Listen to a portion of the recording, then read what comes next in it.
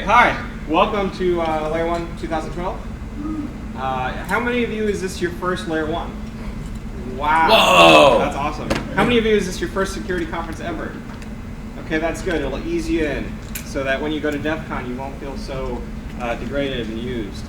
But welcome.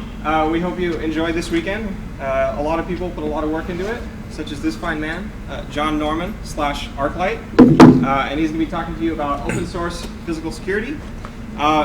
Before we begin, for those of you wondering, your parking is validated. We have a machine somewhere. Ask it registration. You actually put your ATM card in it. Legit. And so that's covered. We have in the first room next to us, there's hardware hacking as well as a number of vendors. After that's obviously registration and food and beverage. And then after that is tamper evident contest and lockpicking village. For those of you who are asking, are there any spots left on tamper evident? After this talk, which will be 11:30, if there's still boxes left, it's open to whoever wants to pick them up. So if you're still looking to compete in the contest, after this talk, come see me. And we'll see what we can do. And if there's a number of you, I would suggest forming a team because it's a lot of work for one person. You ready? Just about. Anyways, John Norman. So, since you mentioned putting your card in things, this is my slide for it's totally legit. Speaking of that, you might want to take this opportunity to turn off the Wi-Fi and Bluetooth on all of your devices for the rest of the con. I'm just saying, it's not strictly necessary, but yeah, it is actually. As opposed to DEF CON where you just leave that in the car with the battery somewhere else. So my name is Arclight, or John, and I'm going to talk to you today about physical security, and we're talking about electronic devices, access control, alarms, that sort of thing. And my background, I'm not an alarm or security guy. I'm just a guy. We wanted to have an audited electronic access control system at our hackerspace, which some of y'all, hopefully all of you, will be at on Sunday, 23B shop. We're gonna have our after party there. So I guess we should start off with how many of you guys have interacted with one of these? If you used have a badge reader at work and all that kind of thing. You ever wondered what kind of goes on behind the scenes? Enough people mess with their keys and door locks and all the locksport stuff. So we found out this stuff is rather a black box. So what this is about, physical security, we're talking people, assets, equipment, buildings, electronic locks and access control systems, intrusion detection, and alarm technology.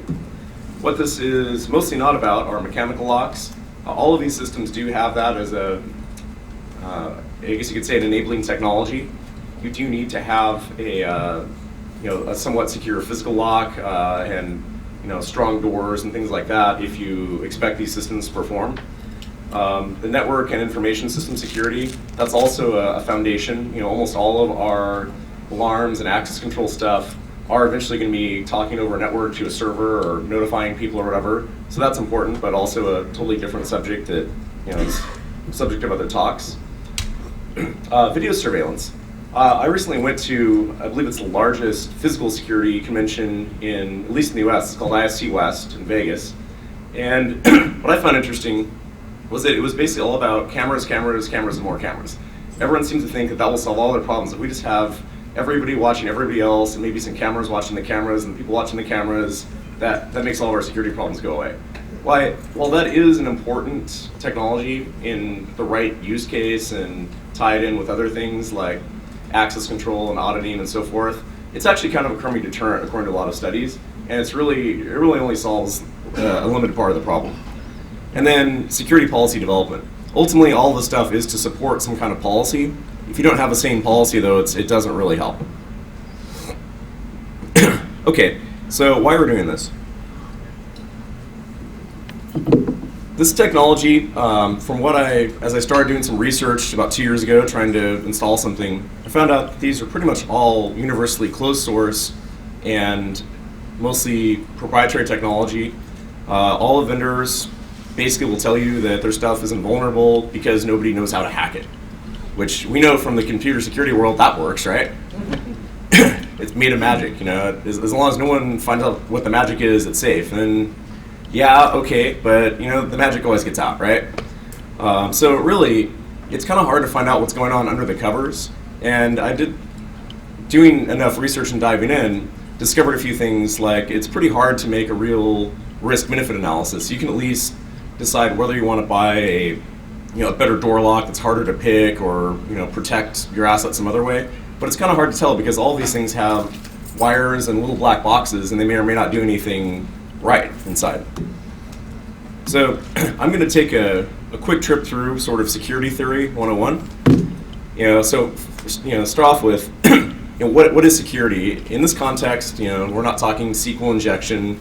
We're not talking about getting your credit card database pwned. We're talking about your actual stuff. So really, we have assets, and that could be everything from, it could be hard drives full of intellectual property. It could be people. It could be your facility.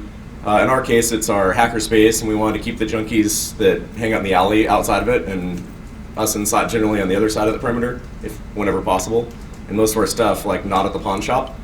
So threats to those assets, you have different kinds of threat actors or people that, in this case, we're saying intentionally want to get at your assets in a way that's not authorized. And then, the type of countermeasures you can bring out. So when we talk countermeasures, right, what are those? Well, we're talking about things like the locks, the alarm system, the notification, the auditing, all that stuff. And all those things have, different aspects to them. You can increase security. You may very well, with a countermeasure you deploy, break something else. You might decrease security in some other area or safety. You could put a really awesome door lock on your front door, but if it takes a 4-step process to exit, you might die in a fire. So there are regulations and things around this, and the manufacturers of these have been working on this for a long time to make that, at least the physical part of it, work pretty well. But the electronic part, it's kind of hard to say. If I plug this thing into the internet to plug in, there's actually a cloud access control service. You put these little boxes on your doors, and then you connect to a cloud app. I'm not kidding, it's out there. Do they tell you anything about what what additional vulnerabilities you open up while adding these cool features? They really don't, right? So, what it comes down to, it's always a trade-off. Cost, right? This stuff can be very expensive to, really expensive. Convenience, that's actually a good thing. We typically talk about security or convenience, right? Having the, how many people have a really dreadful policy or password policy at their work? It has to be complicated, it has to be changed all the time. And so what do people do, right? They write it down, it's on a post-it note on the bottom of their laptop or something like that. One thing I found out with this type of technology, if it's done right, convenience and security can actually go hand in hand. Like if you make it convenient to lock up the door that goes out to the sketchy back alley every time, nobody props it open. If it closes on its own and beeps and locks, and people feel safer because they know when they're there alone, the default is that that's not happening, but they can easily walk in and out almost unimpeded, they actually will follow the security policy better. I mean, I think the biggest threat to, say, data center and other kinds of facilities like that in terms of security, smokers, right? Everybody has, almost every developed country has some kind of no smoking inside policy. So where does everyone go? They end up outside in the back with the door propped open. Well, this kind of stuff can, maybe they should have some sane policy, like a place to do that and not encourage you to do that, but you can do things like set up alarms and alerts if the door is propped for too long and stuff like that. So this is kind of an interesting thing. I actually found this in a physical security book called Electronic Access Control by a guy named Thomas L. Norman, and he's been doing this for a long time. But the 3 categories of people in your site, those who support the mission inherently, and those would be like the founders, homeowner, someone who has a vested interest, the partner in your business, and you, whatever it may be, relatively small group that maybe they aren't 100.0% trustworthy, but they're as close as you'll ever get to it because their interests are very much aligned with the interests of what's going on, the mission of your site. You have people who straight up oppose your mission, and those could be competitors, people who are just straight up thieves who want to steal your computers or break into your stuff or rob your employees, or if it's a store or whatever it may be. And then they're a fairly small group of people. And then you have everybody else, which would be those who sometimes support and sometimes oppose the mission. Those would be like employees, contractors, guests, visitors. And really, all three of these groups have different needs. So core users, supporters of the mission, right? They have the same safety and security goals as everybody else that's authorized to be in your building. We want to protect them from perhaps outsider threats, perhaps from fire and theft and things like that to the extent we can. The people who are responsible for this obviously want to take care of their assets and their people, and then they are going to want to be able to manage this. So be able to tell who has keys to what, be able to revoke those or issue those, and have an idea. Some places also do things like visitor management, know who's in your building in case there's a fire, let's say, did everyone get out safely, stuff like that. Our criminals, outsider threats, that's pretty much what we always talk about when we're talking about IT security. That's pretty awesome. We have an outside, pretty clearly defined perimeter in the case of a building. A little different if you're a cloud application provider. It's where's your perimeter? But this is pretty obvious, right? You're either on property or not. And there are people who we just clearly don't want there, and we want to discourage them. We want to increase the risk associated with their, bad actor activities like stealing your stuff or threatening your employees. And then everybody else, right? So, that's mostly about managing inside threats, visitors, contractors, the pizza guy. I kind of like that. Every place that has, say, a PIN reader out front, apartment complex, even some pretty high security facilities I've been to, it seems like the pizza guy, or even worse, I went to a data center a while back that had a door hanger from the Thai restaurant guy. You need a handprint reader to get into that place. Those guys are ninjas, right? And people think that pizza delivery is, critical enough to the mission that guy needs the code to get in. And so you want to be able to do things like find out, who let whom in, have access logs, maybe video, maybe be able to verify, what happened when. That's basically function auditing. It has some deterrence, but it's basically about finding out what happened after the fact. And then a really important thing is being able to issue and revoke keys and make those keys possibly have a finite life cycle. You issue a metal key, and it's basically there forever until you change the locks or you try and get the key back. How many people want to deal with getting keys back from hackers who moved out of state 2 years ago, right? It's not going to happen. And if you're running a for-profit business, that's 10x full, right? So what do we have here? We really perform 4 basic tasks with these kind of electronic security systems. For those outsider threats and to varying degrees the other inside players, we really want to deter, detect, delay, and respond. There's no such thing as perfect security. The manufacturer's literature for all this stuff, some of them will talk about everything end to end over every piece of copper is AES 128 encrypted. Well, it doesn't really, talk about some of the other things like, do they use the same key in every device that they send out? But also, they don't really give you a complete picture. The fact that you're going to put this perhaps even provably audited security device that passes some government or GSA or FIP standard on your drywall partition data center, maybe it's a waste of money. Maybe you should have spent some money hiring a contractor to build a solid wall and put a good door in before you spent all that money. So really, any number of people can break into stuff. All you're really going to be able to do is try and detect them, delay them, so that you can get a response from your staff, the police, whatever it may be. And we want to enforce a security policy at the end of the day by doing that. So I'm going to take you through, this is kind of an interesting model. This is in, have any of you guys read Ross Anderson's Security Engineering? Have you seen that book? I'll have links at the end of this, but I highly recommend that. It's a weighty tome. It's about 1,000 pages.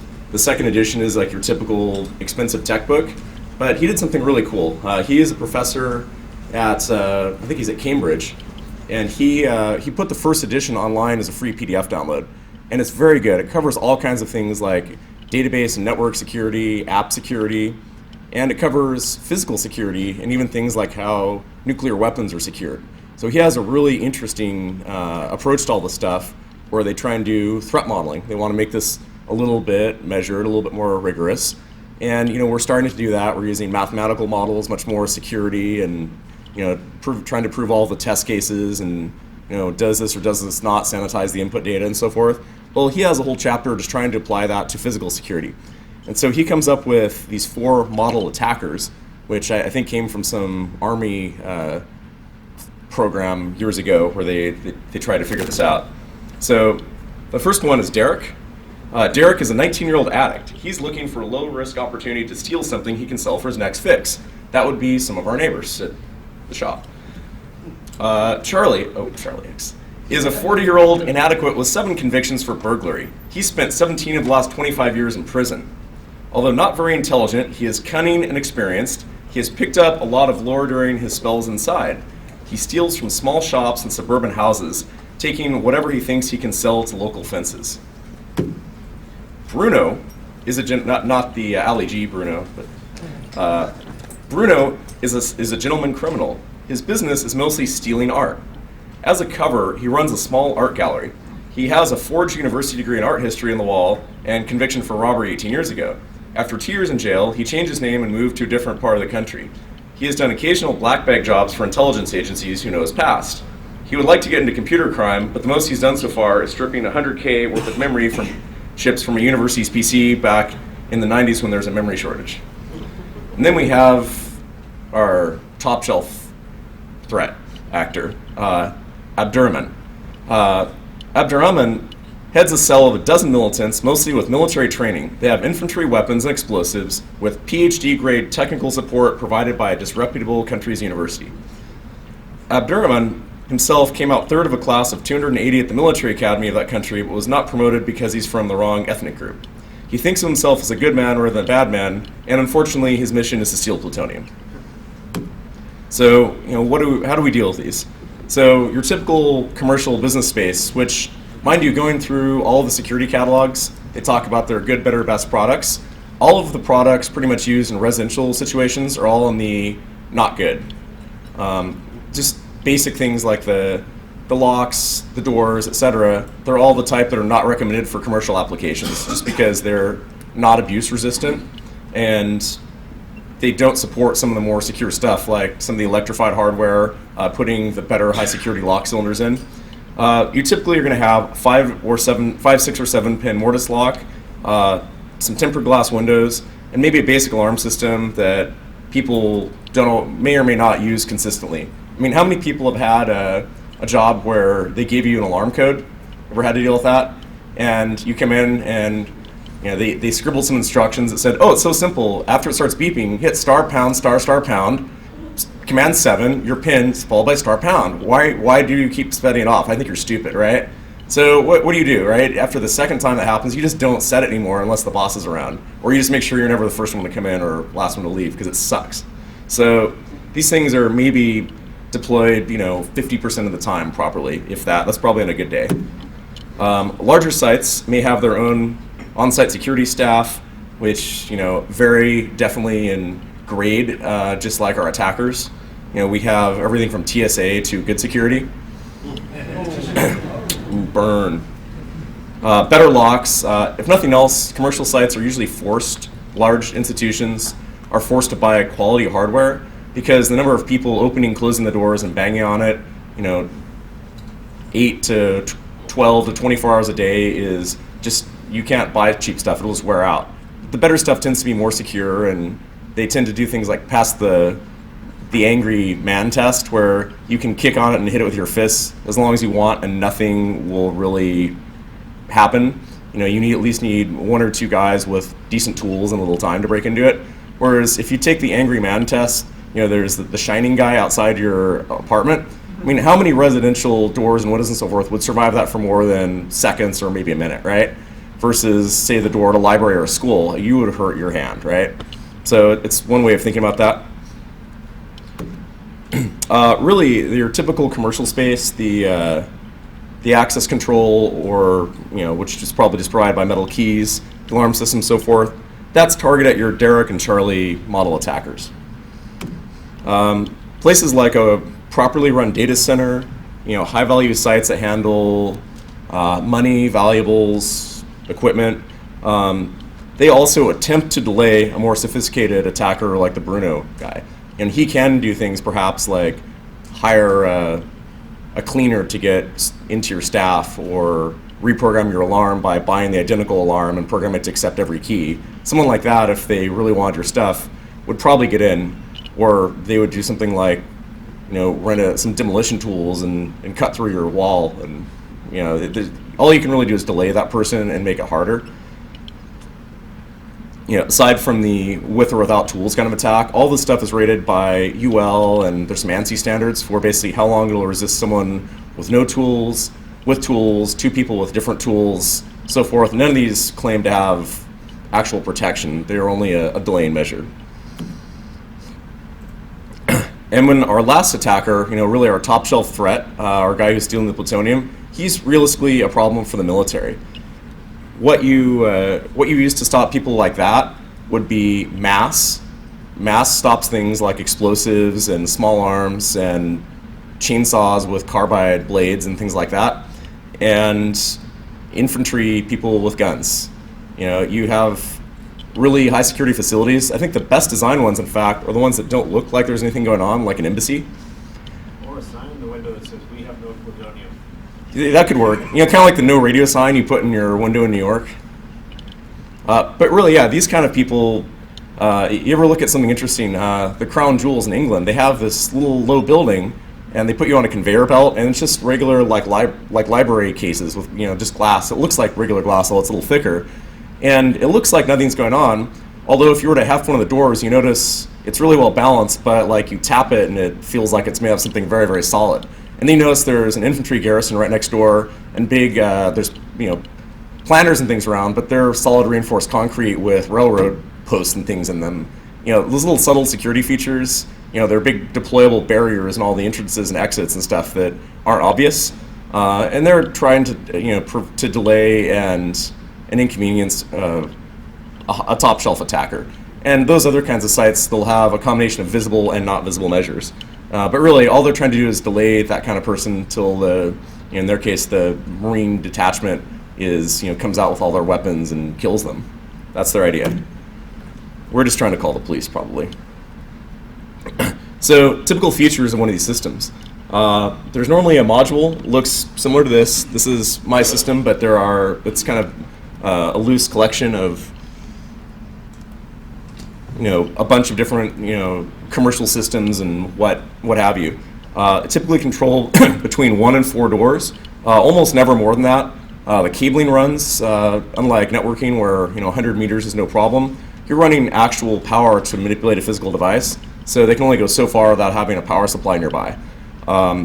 They may be controlled locally with some intelligence in the firmware. They may be like a small appliance, or they may report back to a client server app.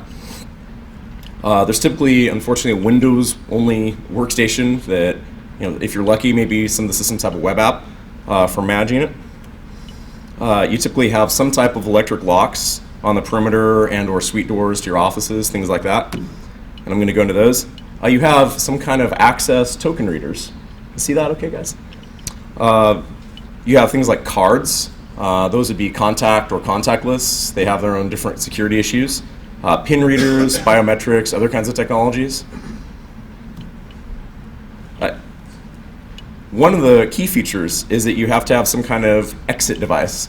Everywhere that is in the path between you and outside the building has to have an easy way for everyone inside the building to get out in case of an emergency. And that's fire, generally, is the first thing people think of.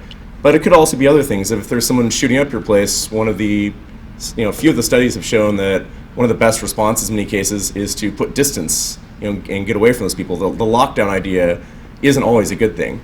So typically exit paths, not necessarily coming back in, but exiting is generally something you don't want impeded for almost any reason. Data they say that a typical test is, can a person with no special knowledge, get out, open this door and get out. So that includes things like panic bars, handles, doorknobs, stuff that people just inherently know how to use in almost every place that has buildings and walls. Sometimes a push-to-exit device. Motion detectors, we'll talk about those, but that's one of my favorite, especially when they're double glass doors and a motion sensor that unlocks them on the way out. One of the things these typically do, which maybe isn't obvious if you haven't been on the other side of building one of these systems, the push-to-exit device, the motion detector that lets you out, things like that, or sometimes the doorknob itself, typically send a signal to that access control panel to suppress the alarm that this door got opened. So they're basically saying this was a legitimate activity because somebody without a key was coming from the inside to out, which we allow. So don't alert security or set off the alarm. Now that's in some ways a vulnerability, right? Because it's, can you trick it into doing that, when you're coming on the way in? Maybe.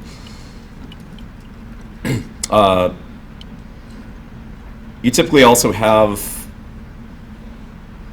some integration if it's a larger system where it can do things like trigger an event in the event log for your video system. The fancier systems, when someone comes or goes, it'll bring up on the screen, let's say the camera that shows the hallway of who just walked in, or if there's a visitor at the gate, that sort of thing. Typically do things like suppress the alarm system. A lot of them have integration. Those don't have to be even logical integration via code and APIs.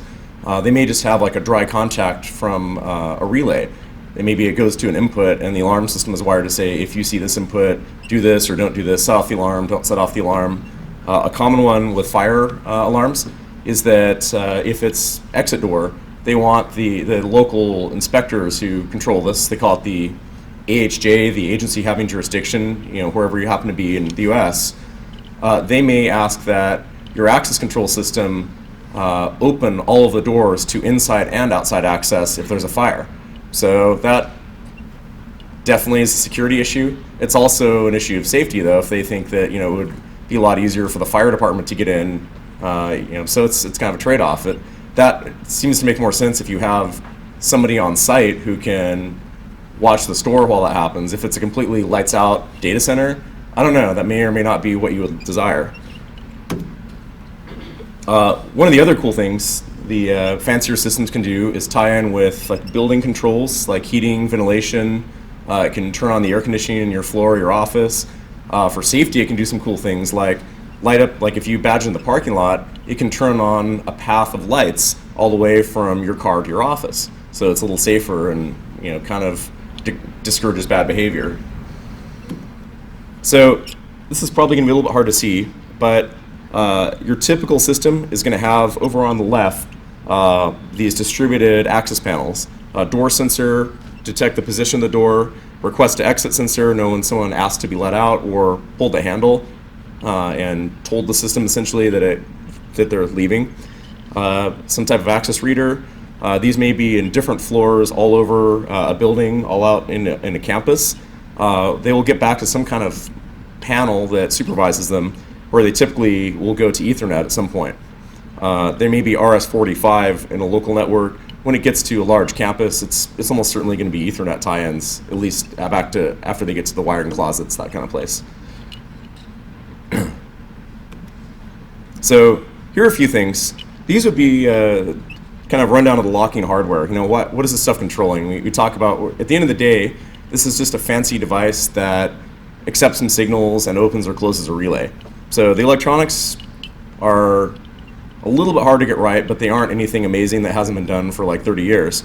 So, they're controlling devices like, we just call it electrified hardware. Not electrified in the sense of shocking people, but electrified in the sense of there's some kind of electromagnetic device that, manipulates pulls a pin out or unlocks a cam, something like that. So the first choice, if you have commercial doors or you could put one in, mortise locks. They're embedded inside basically a pocket that's machined out of the door, wood or metal doors. They have what's called a dead latch. It's not exactly a deadbolt like a Schlage deadbolt in your house. It's a solid slug of metal. A grade 1 mortise lock has to have at least a 3/4 inch dead latch. And you notice that little piece on top. Well, when those things close into the door pocket, there's a strike that they latch against. that little thing closes, and the good ones, you can't shim that. That locks it completely. So if you were to put a carpet knife or something in, if there was a gap, you didn't have an anti-shim plate or whatever, it wouldn't really be able to do much. The other kind, it's pretty common too, has actually like anywhere from like 2 to 5 individual dead latches that close in opposition to each other, so you can't shim it from either direction, and it's just as strong as a deadbolt. It has at least as much mass of material, just over a different configuration. And these are built this way so that when you hit the solenoid, these things either fail safe or fail secure. So either applying power to it opens it, or releasing power to it opens it. In case of fire exits, it's more common to be fail safe. These guys are basically going to become retractable. Either the act of turning the doorknob or the handle retracts those, or in a lot of cases, just the act of opening the door collapses those little dead latches. They capsize into the door pocket, and you can open the door. And they're made to latch on their own when it closes with very, very little friction. One of the key features, also the one on the right, the 1 1/8 commercial cylinder. Any kind of lock, if you have a choice, you'll have a lot of high security lock choices for the key bypass if you choose something that has that little threaded cylinder. There's also another one called SFIC, small format interchangeable core, I think, small form factor. Those are great too. When you get to the typical like cylinder, key and knob residential locks, those are hard to electrify, and you typically don't have a lot of good choices for security locks, and they're expensive. So the magnetic lock, how many of you guys interact with one of these on a daily basis, right? These are like love and hate. Locksmiths like installing them because you can put one on darn near anything. You can put it on a drug cabinet in a hospital, or you can put it on the front door to a lobby with glass doors that you can't drill holes or anything in. They have some serious downsides though. Now let me explain how these work. This metal part on top, that's maybe about an inch thick, and it's a big epoxy potted device filled with very fine magnet wire. It's a big electromagnet. And the part on the bottom, that's screwed to the door, that's called the armature. So when you close the door and apply power, that thing clamps down on it, provided there's a good fit up. And anywhere from 600 pounds to 1,200 pound models are available. They have 150 pound models for like little cabinets and things. They even have maybe 2,000 pound models. They're very strong if they're installed properly. They also are inherently fail safe. So if you cut power to it, it will open, which is a good thing. There's really no mechanical part to jam up because the door got messed up in an earthquake or whatever. It's just going to work.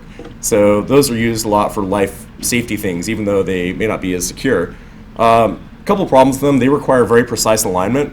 If there's so much as 2 sheets of paper gap between them, or like some clear tape, you can body check it and the door will just open with maybe 50 pounds or 20 pounds of force and not 2,000 or whatever it's rated to. And they do, the doors wear and sag and things. They have to be adjusted from time to time. So the other problem, unlike let's say a mortise lock where there is a separate keyhole that can bypass it and a separate doorknob that you can turn to mechanically open it regardless of what the electronics say, these don't have that. You have to install a button, a request to exit sensor to interrupt power to it, sometimes both. Maybe a motion detector, request to exit, and some kind of button you push. So token readers. So we have a few different examples. These are from my collection. They typically have things like pin pads, RFID readers on board. This one in the middle is kind of cool. This is a Hearst scramble pad. That's just a pin reader, but every time you hit start to put in a pin, it actually scrambles up the location of the numbers, and it has this interesting little thing with a bunch of sheets of plastic laid on edge that make it difficult to shoulder surf. You have to be looking at it straight on. One of the things, talking to people who admin these systems and so forth, they mentioned that people seem to be less likely to give up the entry code to the pizza guy when, one, it has a procedure you have to explain, and two, they look at that like, maybe they're trying to tell me that I shouldn't give that to anyone. So what these also have in common, some systems do have Ethernet directly going out with some kind of secure-ish protocol, but majority of these though are using either WIGAN, which is a 2-wire serial interface that sends everything in the clear, or RS-45, which is a long range serial port. We use a lot of industrial applications, typically up to 32 devices on there, but it's the big brother to RS-232 serial cables. Or they use some other type of proprietary protocol, like Hirsch has a proprietary protocol and a big angry message printed on the back saying it's a crime to reverse engineer this product. Kind of funny. A lot of other companies feel that way probably, but they don't. One of their security features is that our protocol is unpublished and only works with our stuff, so we can sell more of it. But in theory, that makes it more secure. It's I don't know. That's a little challenging. Because of that, almost all of these guys are going to be in their lowest security mode whenever they have to interact with another vendor's gear. So if you buy all gear from the same ecosystem, from the same vendor, they do have, in fact, an encrypted protocol, maybe even a public key exchange or a three-way handshake, so you can't plug in a rogue reader device, perhaps. But the second it has to interact with that fire alarm or that other building control system that's been there for 5 years, it's almost always going to one of these clear text, less fun modes, or it's going through a gateway that talks encrypted AES and on one side and dumb wagon signals on the other side. So definitely vulnerable to interception at those points. Some of the sensors we have out there, everyone has probably seen the PIR, the motion detector, right? They come in a couple different flavors. The good ones, like the one on the right, have both a sensor that detects, it's basically body heat, that's how they work. They have two sensors, a little Fresnel lens slices it up into zones, and when pretty much one of them goes hotter than the other zone, and they're sliced into lots of little pie slices, and they're scanned at something like a kilohertz, you'd have to move incredibly slowly to not trip it just by motion. You'd have to not be hot, basically. But they will go off. They also will go off occasionally for things like this one wall getting extra warm because the heating system's behind it, or the sun shines through the curtains right onto it, and quickly when it passes a tree. There's lots of reasons they can false. Microwave sensors can false for different reasons, like someone standing right outside your window knocking on the door can set it off even though it's only supposed to protect your space. These dual sensor actually kind of have the best of both worlds. They won't go off unless the microwave and the infrared go off, and they reduce your false alarm by quite a bit. Acoustic sensors. The one on the right is a really old school ultrasonic motion detector. Those really aren't used much because they false alarm a lot and they have a limited range. They're basically a distance finder. So they're doing what they call volumetric detection. Is there something here closer than there was before? Acoustic glass break sensors, these are used quite a bit. They literally have a microphone and a little microcontroller or DSP chip and some filtering circuits that listen for the sound of broken glass. So when glass breaks, they will basically process the signal and they'll send out an alarm. They'll close a little relay. And those can actually even protect an area of several windows or a whole room if they're installed properly. And these all have directions for what they will and won't detect, and whether you need two of them or how you should wire them up. But those are actually kind of a cool sensor. When I mentioned alarm wiring, going through alarm systems and so forth, one of the things I discovered is that almost all of the commercial sites are probably not going to use wireless sensors. They don't want to have to send someone around to change batteries and things get knocked off the wall and whatever, and false, stuff like that. So they typically use what they call 3 or 4 state alarm supervision. And they basically have a couple of relays, and they are a couple of resistors, and they form a normally closed loop. So what happens when your switch is closed on those sensors, current will flow through one resistor, through that sensor, and then back to ground or back to your 5 volt, simply like a 3 to 12 volt loop is common. All of these sensors have a dry contact, so you could in theory put whatever voltage you want through it. But basically, they're able to detect a couple different things. If that switch opens on that sensor, like someone opens the door or sets off the motion detector, that will change the current path, so it'll now have to go through 2 resistors, and it can tell that. If someone were to short out the wires, the resistance would decrease, depending on where they shorted it out. And if someone were to cut the wires, it would go open circuit. All of those, depending on how they occur, can be detected as unique states, as a tamper, a cut, a fault, or an alarm, or an everything is A-OK state. So that's why I one of the challenges of designing one of these things, you want something that has some analog inputs and can differentiate these if you can. Makes it more secure. So talking about that threat model, now that we know what kind of the pieces are, what are some of the advantages? So it's easy to revoke keys. We can do things that are more difficult with mechanical locks, like we can allow flexibility in our security policy. We can say, hey, I don't trust this person, or they don't have a need to have 24-hour access to everything in here, but I would like them to have business hours access, or I'd like to restrict it to a certain time, a certain zone. I only want someone who has a meeting at this public meeting room, once a month, to just have it open and close for them once a month, and not 2 in the morning on Sunday.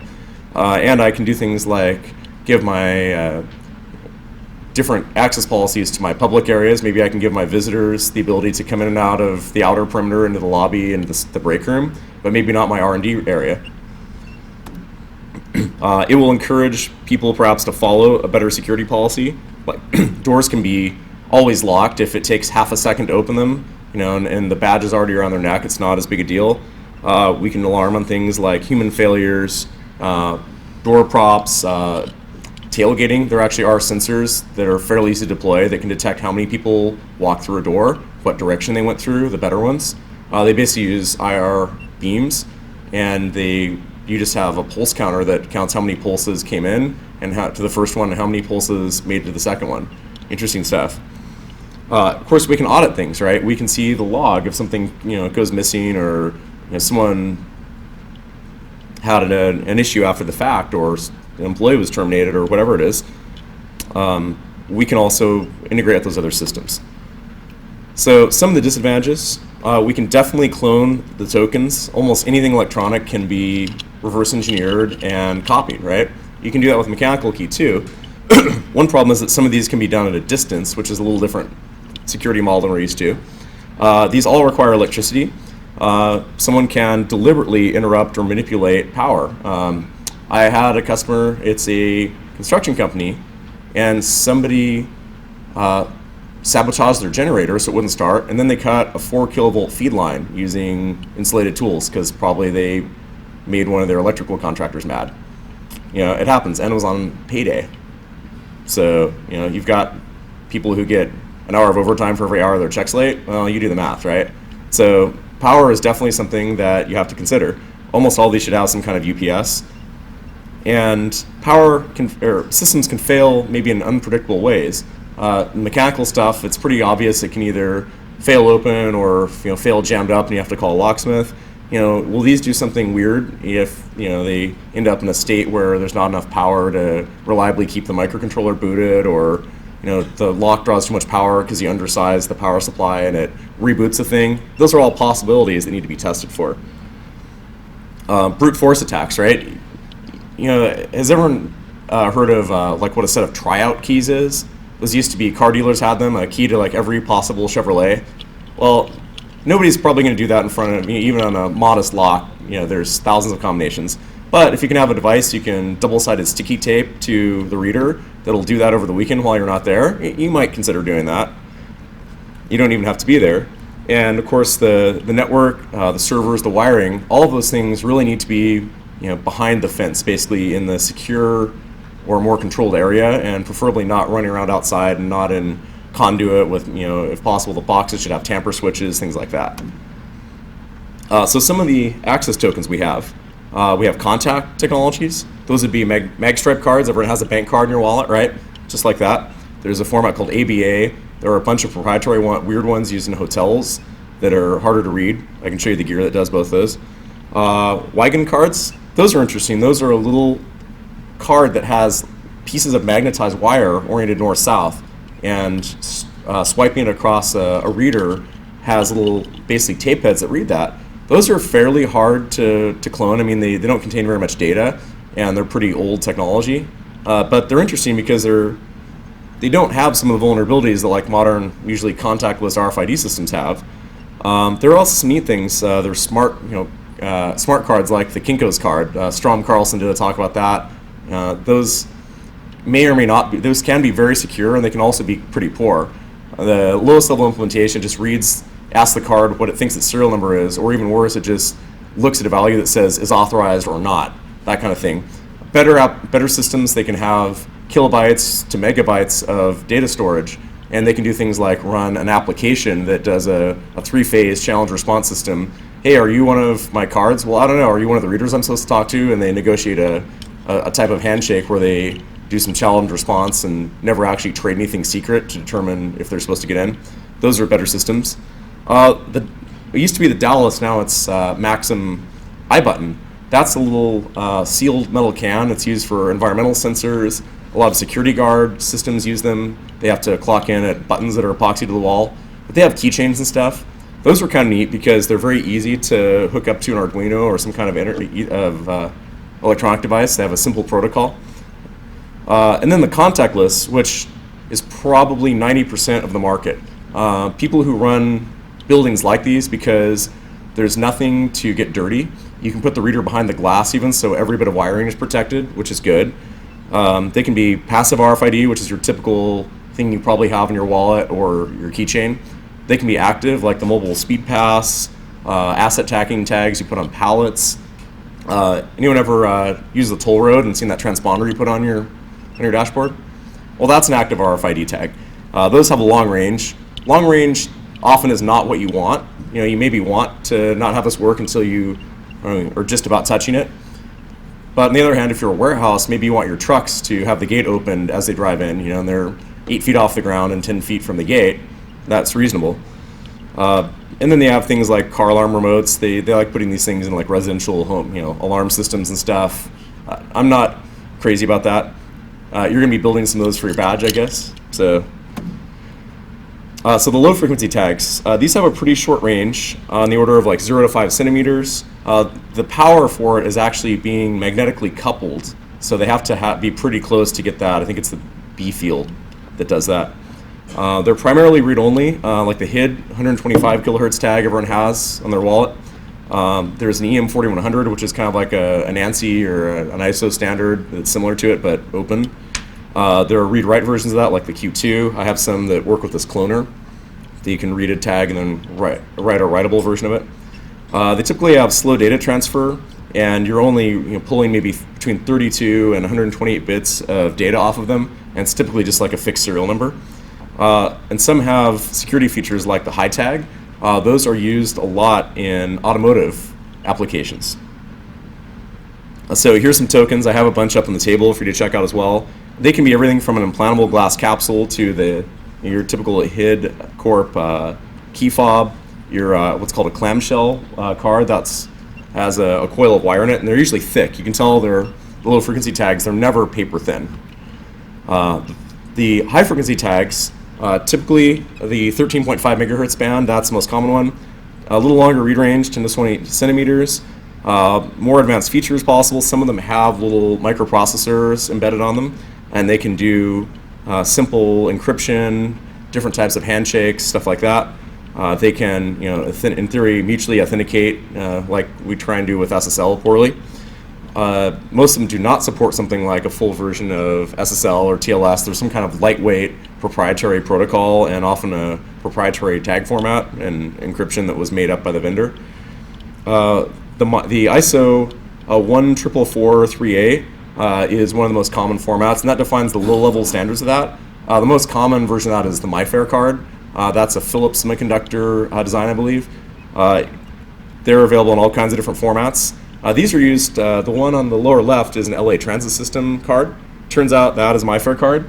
The one on the lower right, that's the hotel key from last year. Guess what? Marriott uses a 1K MyFair Classic, I think it is. So not the most secure in the world.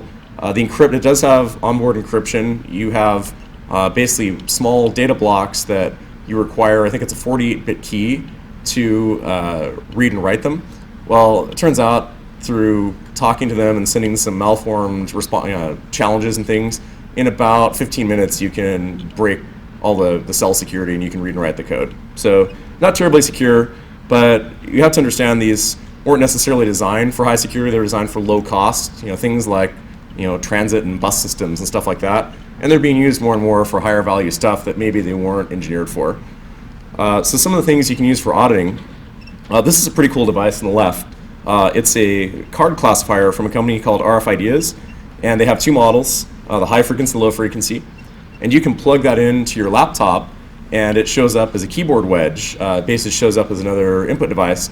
You leave a card on it for about 10 seconds, and it will tell you what kind of card it is, and depending, it will try to read at least the serial number or whatever data it supports reading from it.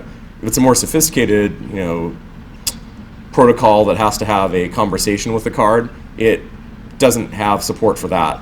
But they do have models that you can hook up to a PC and configure to have those interactions. But this is kind of neat because you can take any random RFID tag and know pretty quickly what it is and get the serial number and a few things. This company sells some really awesome universal readers. They can basically be programmed to have up to one or two simultaneous personalities out of a choice of 70 different vendors' readers. So they can just emulate in software. And this device on the right I have over here, this is an EM card cloner. You can get one of these on eBay pretty cheap. This was I think $50. These are sold a lot because many of these tags are used in automotive applications. So there's a strong market for aftermarket electronic key tag cloners for cars. No one wants to pay $500 at their Mercedes dealer if they can they can go to some shop that will make them a working key for $50. So these are all over the place. Bottom line, right? Most of the security features in these cards are closed source, not well documented. You typically have to sign an NDA and be in their program to get any kind of detailed information, APIs. It really doesn't give you the warm fuzzies in terms of security. A lot of these have an active cloning community, mostly because of automotive users. And it was developed for low cost. Almost all the widely deployed systems like the MyFair that have been out in the wild long enough and subject to some rigorous evaluation have been found to be really lacking technically. So if it can be read, you should just assume it can be cloned. And you should implement your software on the back end with your software, your security policy, rather than the card. If you want to do something like increment a counter on the card, or just something basic like you swipe the card, it reads it, it rewrites it with a new key before it releases a door, you can basically not have to rely on a lot of that security if you want a better environment. What we also found out though is that most people don't care about that. Really, we're working on the Derek and Charlie level most of the time.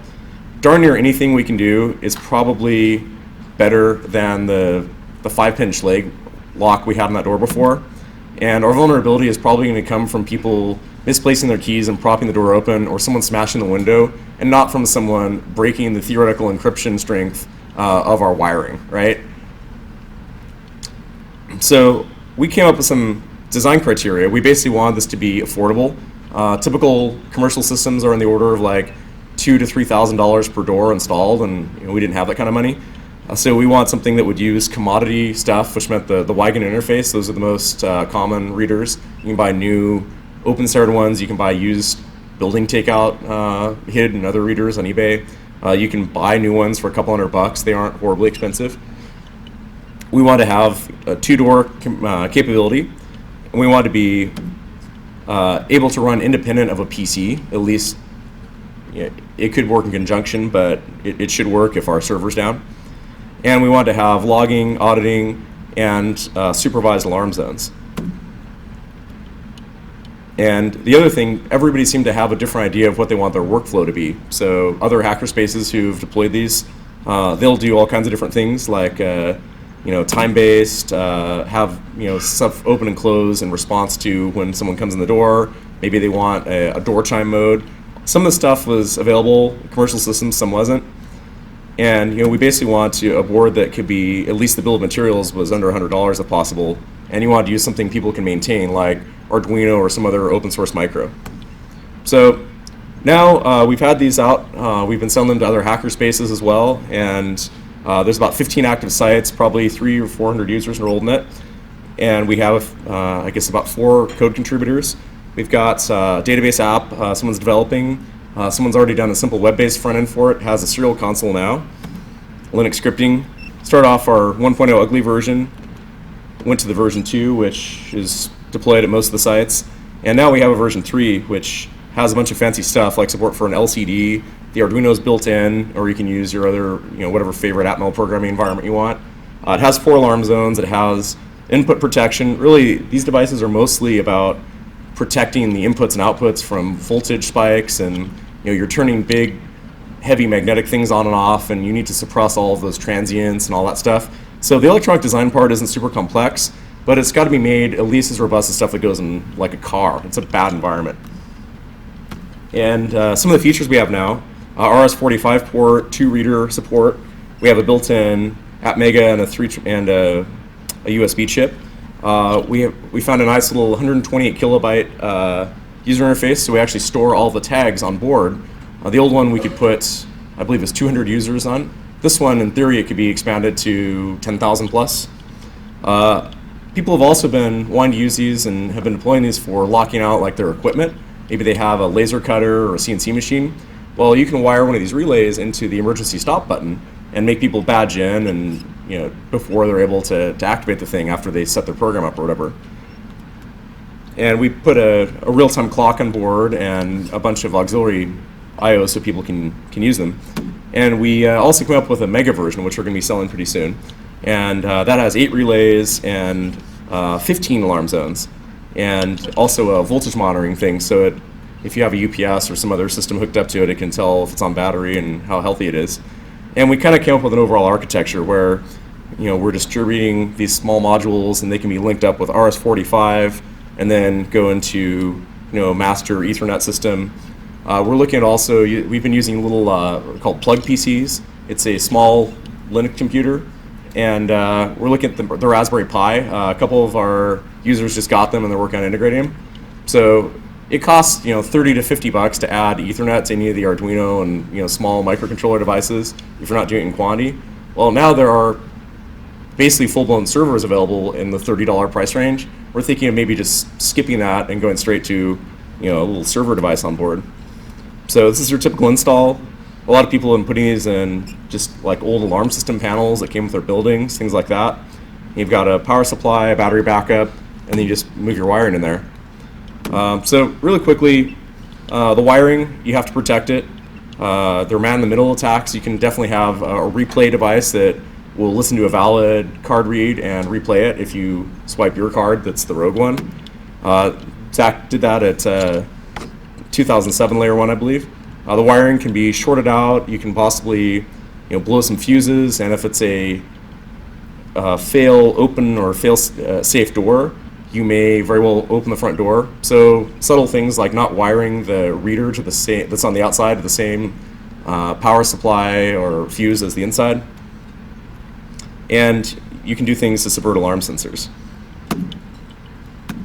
And the readers themselves, they have outside wiring. It can be difficult to protect. You can clone, skim, do all kinds of stuff to them. You can do denial of service attack. A lot of these cards have no anti-collision capability. So if you were to just epoxy one of these little RFID beads to them, nobody's valid card would ever be read. So kind of not obvious. Maybe it's the electronic equivalent of sticking super glue in someone's lock. And very few of these systems are doing any type of encryption or challenge response. What we have been looking at is doing things like maybe having an interactive conversation with a phone app. Some of the newer Android phones support NFC, near field communication. That's basically, it can act like a MyFair card or reader. Kind of cool stuff. All of these door hardware devices have vulnerabilities. You can shim a piece of paper or something like that into the door magnets. Some of the strikes, you might be able to put a strong magnet on it. And this is my favorite. Double door with a motion detector and a magnet. All you have to do is wave a sheet of paper in between these and they open. And there's all kinds of variations, like putting a balloon underneath and doing things like that. The classic Bosch Rex sensor is almost always pointed down, and it's almost always seems like next to something with a gap in it. So anyway, we're about out of time, but looking to the future, we're thinking about things like having multiple unreliable sensors. Really, we want to reduce the falsing as opposed to increasing the alarms. So can we have different types of motion and other detectors that are using some of the algorithms that people are doing, like for robotics and self-driving cars, train it up, have some heuristics so that we run around with it in training mode for a week, and then we tell it, hey, 3 different sensors within 10 minutes have to trip to call the police, or 1 or 2 have to trip to tell that someone is occupying it. Maybe we can do some things with OpenCV and machine vision. Linux MCE is a great package. It's actually a whole Linux distro that can control lighting, Z-Wave, stuff like that. And maybe even go into things like the software-defined radio, detect jamming of our Wi-Fi or cell phones in the area and things like that. Maybe enhance our privacy, like maybe we don't want to videotape every area if people are in those private areas. We only want it to tape them when the alarm is armed. So we could do things like that. So we have some books, recommended reading. Questions? Real quick, anybody have a question? All right, then I'm going to throw it. Okay, what do you got? Oh, I was just asking, you said you're going to do packages and then just selling? Oh yeah, we have kits available. There is a website, there's a Google code site, and I have kits available. But let me do this. Who has an RFID? Who has heard of the MyFair, the RFID cloning attacks? Anyone heard about that? Okay, does anyone know? Can anyone name another famous transit system that uses the MyFair? Boston, that's right. You get beef jerky. And who else said Boston? All right, you get a gun cleaning kit. Can you pass that back? And the last one, for a shake weight, okay? You're gonna bulk up that left side, get some symmetry there. All right, for a shake weight, does anyone know what voltage level is used in the Huygens readers? What's that? 3.3? No, the voltage level. Oh. Anyone know that? No. One side plus, one side 0, 5, 24 volt.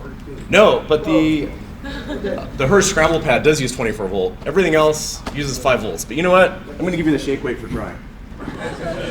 Nobody else stepped out. Thank you, guys. I'll have a bunch of this crap here, and I'll have the presentation in PDF form shortly. You guys can play with it.